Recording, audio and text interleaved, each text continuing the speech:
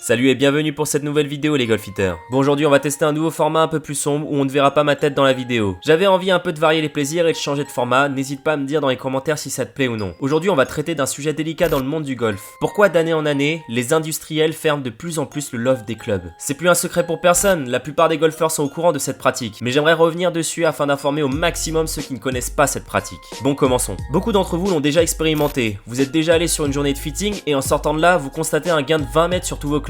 De la magie? Non, je crois pas. Le vendeur vous dit simplement que le club vous correspond mieux. Et en rentrant chez vous, si vous n'avez pas encore craqué tout de suite et déjà acheté la série, vous commencez à réfléchir sérieusement à débourser 1000 € pour cette nouvelle série merveilleuse qui vous fait gagner 2 clubs par shot. Bah oui, forcément, ça change un parcours de se retrouver à jouer 2 cannes de moins par coup. Forcément, on se retrouve avec un fer 7 dans les mains plutôt qu'un fer 5, ça change la vie d'un golfeur. Bref, du coup, vous mettez à douter. Vous allez faire vos quelques recherches sur internet histoire de vérifier les infos de la série et vous convaincre personnellement que c'est celle-là qu'il vous faut. Et là, vous constatez que les lofts des clubs sont tous plus fermés que la norme. Je m'explique. Prenons l'exemple d'un pitching wedge. Pour faire simple, les clubs de golf sont échelonnés d'1 demi-inch et de 4 degrés d'ouverture de face de club afin que nous golfeurs puissions avoir ces fameux écarts de distance entre nos différentes cannes. Or, le marché du matériel de golf commence à voir depuis quelques années l'apparition de nouvelles séries de fer beaucoup plus fermées que l'ouverture standard. Il suffit de faire quelques recherches sur internet et on remarque qu'il reste très peu de séries actuelles sur le marché avec des lofts dits standards. Bon, certains me diront que c'est normal et que c'est juste l'évolution naturelle des normes qui veut ça. Dans les années 60-70, on avait des pitchs à 52 degrés.